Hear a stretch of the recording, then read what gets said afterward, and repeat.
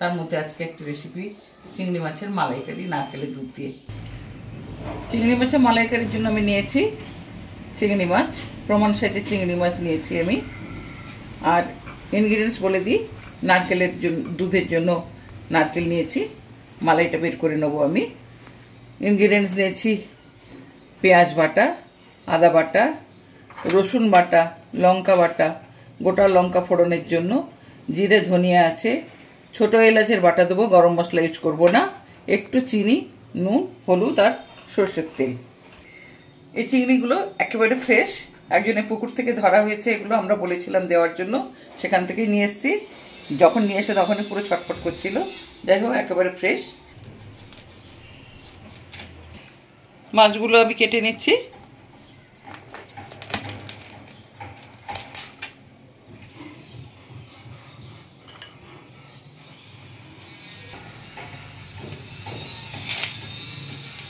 মধ্যে নোংরাটা এখানেই থাকে, এটা এইভাবে টেনে বের করে নিতে হয়। পুরো জলে ধুয়ে নিচ্ছি আমি, পেটগুলো একটু পরিষ্কার করে ধুয়ে দিচ্ছি। মাছটা তো আমি ধুয়ে পরিষ্কার করে নিয়েছি। এরপরে যে আমার স্টেপ মাখিয়ে নেব। নারকেল থেকে এবার আমি দুধটা বের করে নেব। প্রথমে নারকেলগুলো আমি একটা পাত্রতে ঢেলে নিব। হাত দিয়ে কচলে কচলে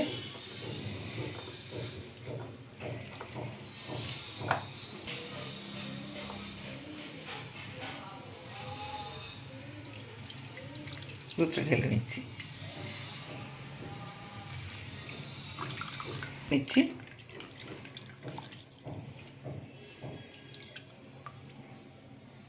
আমার গরম হয়ে গেছে, অল্প তেল দিয়ে আমি মাছটা সাঁতলে নেব।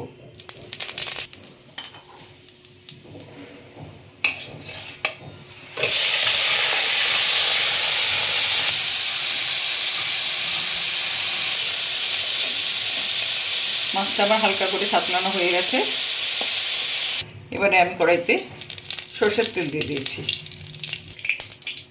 তেলটা প্রায় গরম, শুকনো লঙ্কা ফাটিয়ে দিয়ে দিচ্ছি।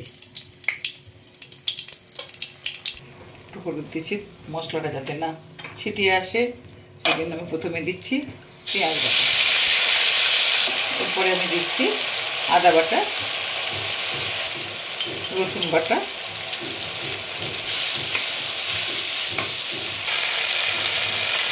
কাঁচা গন্ধটা চলে যায়।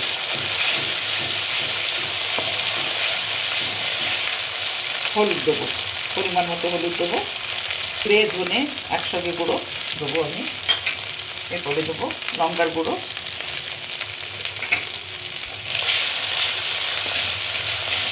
গ্যাসের ফ্লেমটা একটু কমিয়ে দেবো। এখানে একটা কথা বলি, পুকুরে যাদের চিংড়ি মাছ আছে হাতের কাছে অ্যাভেলেবল বা কিনলেও যেখানে যে অবস্থাতেই কিনুন না কেন, আমি যে যে ইনগ্রিডিয়েন্টস দিয়েছি সবার বাড়িতে থাকে কম বেশি। এইভাবে বানিয়ে নেবেন, খুব ভালো লাগবে খেতে। অন্য নতুন স্বাদের একটা রেসিপি, খুব ভালো লাগবে। চিনি স্বাদ মতো। এরপরে আমি নুনটা দিয়ে দেবো। মাছে নুন আছে, তরকারিতে পরিমাণ মতো নুনটা দেবো।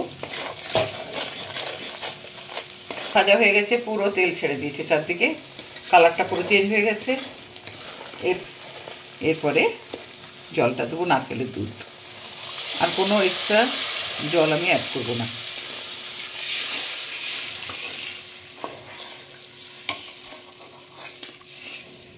জালটা দিয়ে ফুটে গেছে, এরপরে আমি মাছগুলো দিয়ে দিচ্ছি।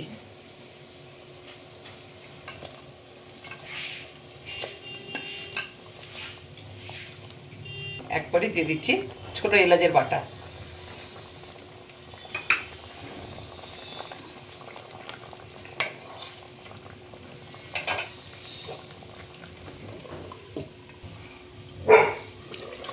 ঢাকাটা খুলে নিয়ে দেখছি তরকারিটা কী অবস্থাতে আছে। এখানে ধনে পাতা বা অন্য কিছু আমি অ্যাড করবো না, এর একটা নিজস্ব ফ্লেভার আছে।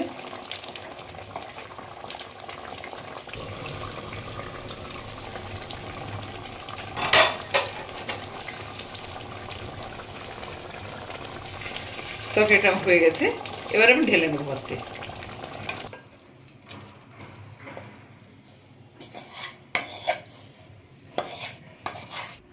বন্ধুরা, আজকের আমার উপস্থাপনা ছিল নারকেল চিংড়ি বা চিংড়ির মালাইকারি।